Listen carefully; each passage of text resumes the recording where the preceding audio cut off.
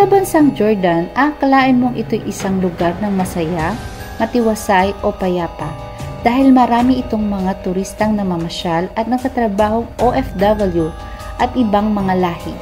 Ngunit, ang hindi inaasahang pagkakataon ay isang krimen ang gigimbal sa bansang Jordan, kung saan isang krimen ang naganap sa lugar ng Amman. Kilalanin natin ang isang Pinay OFW na si Mary Grace Santos. Si Mary Grace ay 34 years old. 8 taon na siyang OFW si Mary Grace sa bansang Jordan. Minsan pa lang siyang nauwi sa Pinas.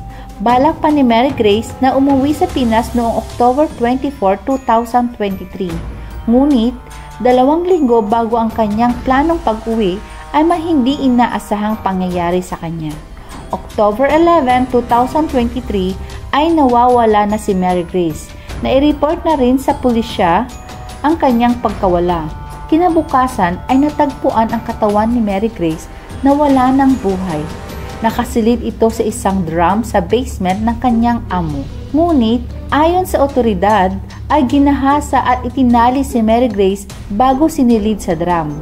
Agad namang tinawag ito sa kanyang mga pamilya dito sa Pinas. Hirap paniwalaan na mismong minor pa pala ang makakagawa ng ganitong kademonyuhan sa ating kababayan. Ang sospek ay isang Egyptian.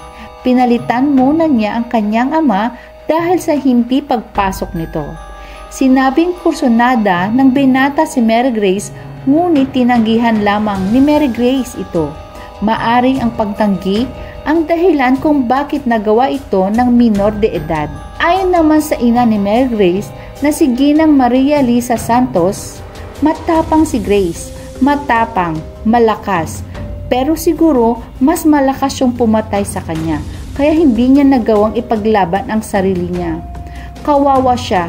Every time na naiisip ko kung paano siya pinatay bilang ina, talagang napakasakit. Ayon pa sa ina ng biktima ay natatakot siya sa pwedeng mangyari sa panganay na anak ni Mary Grace dahil may sakit itong congenital heart disease o sakit sa puso. Isa yan sa mga dahilan kung bakit piniling mag-abroad ni Mary Grace. Kung pwede na ako na lang ang papatay sa suspek ay gagawin ko. Hindi sapat ang bitay para lamang sa buhay ng anak ko. Ang suspect naman ay hinatulan ng bitay pero sa kadahilan ng minor de edad pa ito ay mag-aantay muna ng 2 taon para sa wastong gulang. Baka bitayin ito sa taong 2025 ay makakamit na rin ni Mary Grace ang hustisya, ngunit para sa akin ay hindi sapat ito. Ang Kapitolyo naman ay magbibigay ng tulong financial at pag-aaral ng mga naiwan na Mary Grace. Ang iba naman ay nagsasabing magbibigay ng tulong sa pagpapagamot sa bata.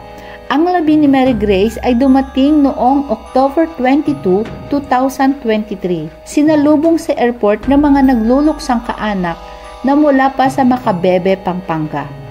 Masakit at masalimuot sa pamilya ni Mary Grace ang nangyayari, lalong-lalo na sa 2 nitong anak. Hanggang dito na lang ang aking video, kaya sa mga kababayan nating OFW sa ibang bansa ay mag-ingat po tayong lahat. Lagi tayong magmatsyag sa mga nakapaligid sa atin at kung sino-sinong nakakasalamuhang ibang lahi. Kung gusto nyo ng ganitong video ay pa-subscribe at pa-like na rin po. Salamat at ingat mga kababayan.